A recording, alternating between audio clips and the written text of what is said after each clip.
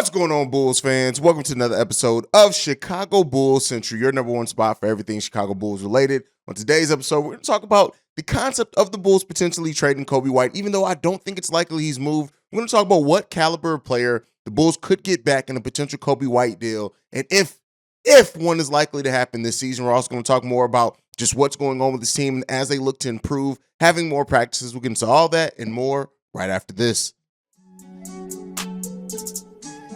You are now tuned in to Chicago Bulls Central, your number one place for all Chicago Bulls news and content.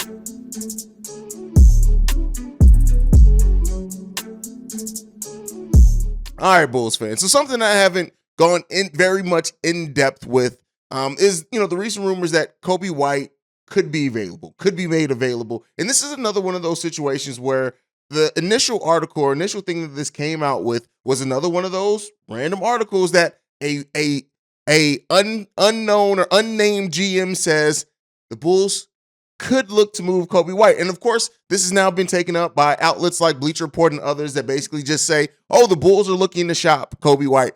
I always tell you guys, really look in depth with these articles, kind of weave through to see where they initially start at. Usually have to go about 2-3 layers deep to really figure out where this thing initially started from.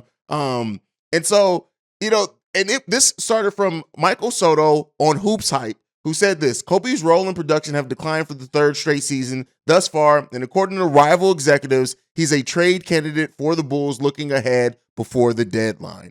So again, nothing that's necessarily close to happening, nothing that's even for sure, nothing that even came from anybody in any of these talks. Is again one of the rival exec things, just magically saying, hey, by the way, this could possibly happen. So I default back to what I've been saying. It's highly unlikely that the Bulls move Coby White. I just think when you look at the value that he would be out there for them, not to say there's necessarily no value, it's just extremely low. And it started off low. And one of the biggest saving graces for Coby White coming into the season was, hey, this is his first time having a full training camp. He's not injured. He's able to do everything. And then he came out and thus far in the games that he played so far has regressed yet again. So that's what it comes to when we say that there's not much trade value for Coby White. We know everybody could be moved in the NBA, but it's that as the value of what you'll get back according to how he's viewed now around the league, worth it, or are you better off playing it out in restricted free agency? That's really what it boils down to. I think that the Bulls are still more likely to let it play out in restricted free agency, but if they do, let's say they do decide to go ahead, move on from Coby at the trade deadline to bring in some more size, maybe some shooting, things like that to this Bulls team, we'll see, right? But what caliber of player could the Bulls realistically get back for a Coby White? When you're looking at Coby White's production across the board, is down. The lowest PER so far of his career. Again, small sample size. We all know that. Throw out that caveat again.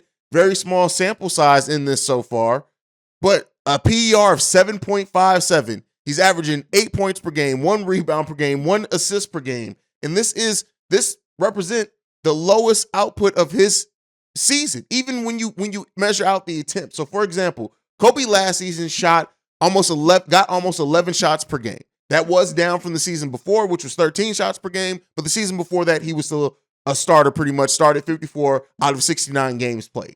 Last season was his first season that he was kind of in that bench role full time. He still started quite a bit of games. He started 17 games for the Bulls, but he averaged, like I said, 11 shots per game, hit that at a 43% clip overall from the field, and then averaged 6 threes per game, shot that at a 38% clip from the field. So far this season, he's averaging 8 shots per game, shooting that at a 38% clip, and then he's averaging still 5 three-pointers per game, shooting that at a 29% clip. Everything's down across the board for Coby. Every single thing's down, both statistically in the raw stats and in the advanced stats and stuff like that. So he's a less efficient player this season so far. So when you look at that, you have to factor that in. When a player looks like they're on the decline, it's going to be hard to move and get anything of value of note back. I went so far as to say at some point, really what the Bulls get back probably at this point is maybe a couple of seconds. Maybe a couple of seconds, and if a team can absorb them into their cap space.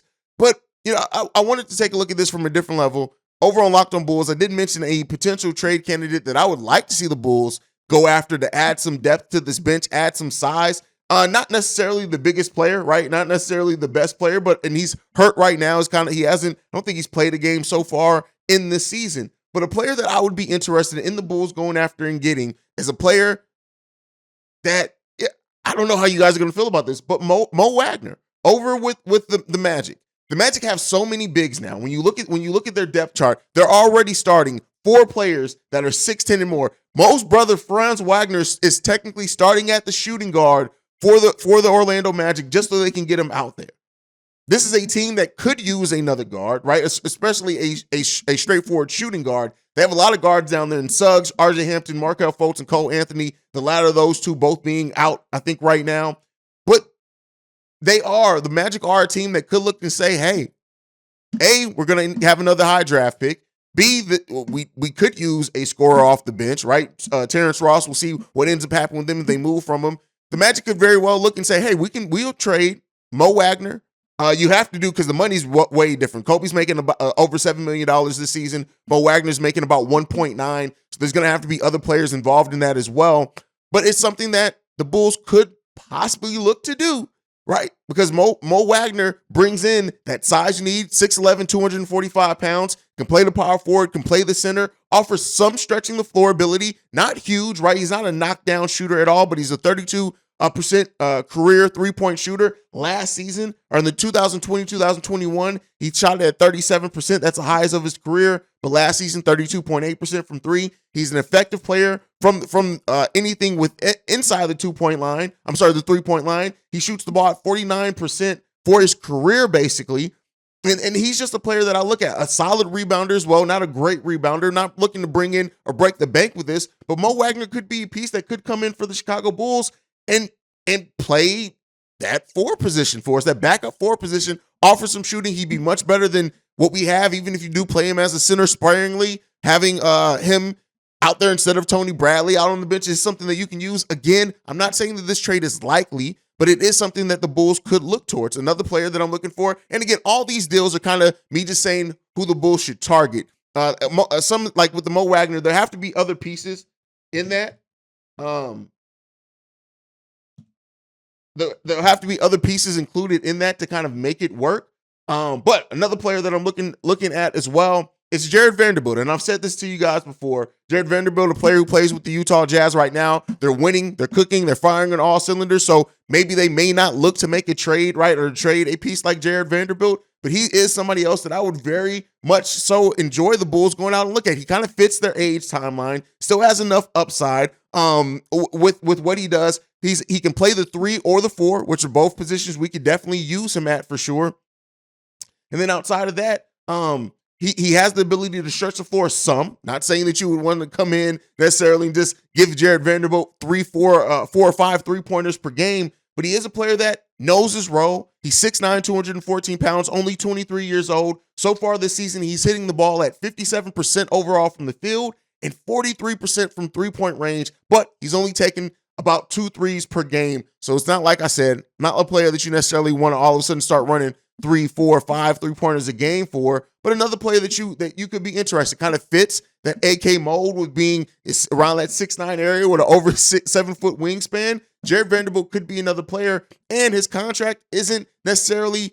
It would still take some matching, some other players involved because his salary cap hit right now is $4.3 million. But again, another player that the Bulls could look to if they decide to do something like that. That's just 2 players that I wanted to mention. Not things that I necessarily think are pressing or going to happen necessarily right away. But let me know and I try to be more realistic with this, right? I didn't do the whole Kobe for and other pieces for all of a sudden a star like or like a Miles Turner type or something. Try to be more realistic, but let me know down below what are some trade ideas you guys have for Coby White, and that you would or some pieces you would like to see the Bulls possibly target if they did decide to move on from Coby White. All right, let's go ahead and move into the next one.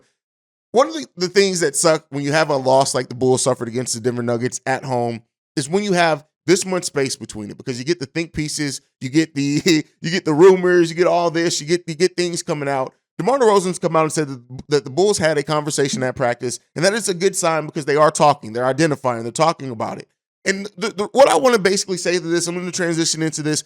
The time for talk is done, right? I'm glad that you guys are talking. I'm glad that the team is out there communicating in the post game to try to figure out what is going on. He said that directly. DeMar DeRozan said that there has been good team communication both post game and at today's practice about last night's loss. Said it would be more troubling if there wasn't any. Fact, it occurred and been open and frank is a sign of commitment and care. That's fine. I'm sure that you care, and I'm sure that there's commitment to the team. I'm sure there's commitment to each other. But the time for talk is done. Talk is cheap. We've been hearing talk about the things that this Bulls team needs to fix since we started collapsing last season after the All-Star break. We heard it from the coach. We heard it from the players. We heard it from everybody. The time for talk is done. We got to see action. We got to be about that action. We got to get active out there. And this Chicago Bulls team, using these 2 days of practice, has to step it the hell up. If they come out flat again against the New Orleans Pelicans, a team that another game that you could have won against the Pelicans had you executed a little bit better down the stretch. If this team does not come out and look like a team that has more effort, it looks like a team that realizes, hey man, we dropped a fucking goose egg of a game at home for our fans, for our supporters, for Bulls Nation, and they don't come out and play better right away, the time for all this talk don't mean shit. All this talk doesn't mean anything, right? We can talk all day. You can fix your mouth to say anything. We need to see action. It's time to see action for this team. It's time for this team to actually play with some type of resolve and resilience, right?